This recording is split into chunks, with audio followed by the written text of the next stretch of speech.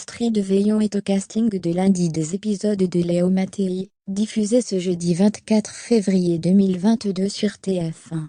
Pour l'occasion, la belle actrice s'est confiée à nos confrères de gala. Elle y a notamment évoqué son fils Jules, âgé de 11 ans. Comme pour chacune des saisons, Jean-Luc Reichmann a fait appel à des guests d'exception, pour jouer dans sa série Léo Mattei, Brigade des mineurs, TF1.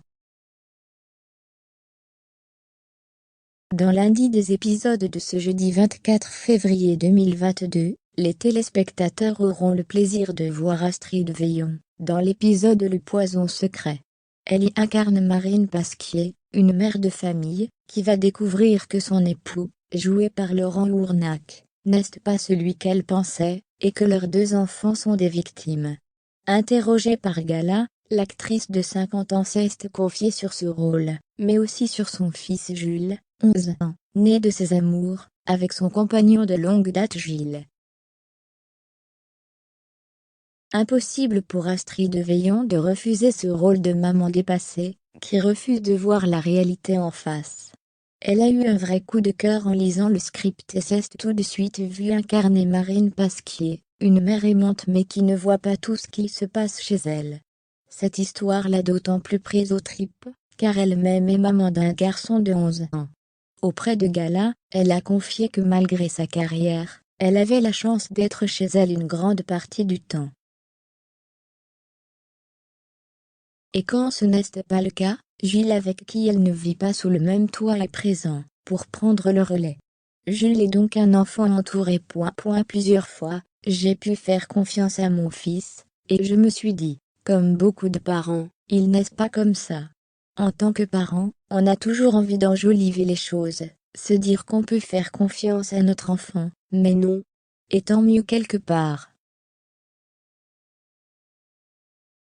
Il faut lui laisser la place de faire des erreurs, de mentir, parce que c'est aussi là-dessus qu'il se construit. Et puis, chercher à comprendre pourquoi il a eu besoin de mentir. Je suis cette maman-là. Je suis présente, mais je dois faire attention à ne pas l'être trop, pour éviter d'être étouffante. C'est difficile de trouver sa bonne place, en tant que parent, a ensuite précisé Astrid Veillon. Une relation dans la communication. Avec son fils, Astrid Veillon peut parler de tout. Il lui est donc déjà arrivé de lui demander comment il se sentait quand elle devait s'absenter pour un tournage, quand il était plus petit. Il m'a dit « Je le vivais comme un abandon ». Et c'est normal de l'avoir vécu comme ça, parce que même s'il y avait son papa, il n'y avait pas sa maman.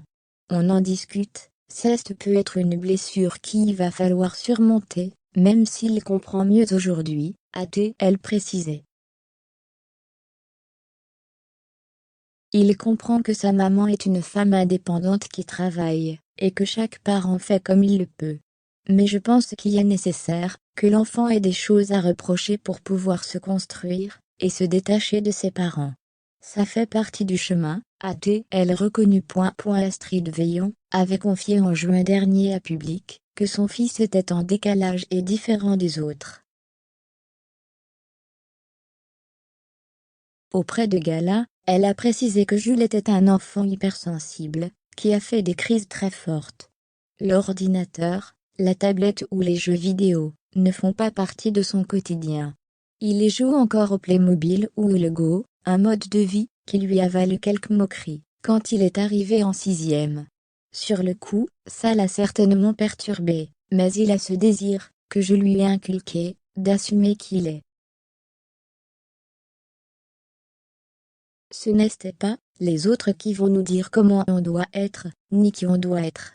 Il a cette hypersensibilité, cette dyslexie, et en même temps, il a 18 de moyenne générale en 6e.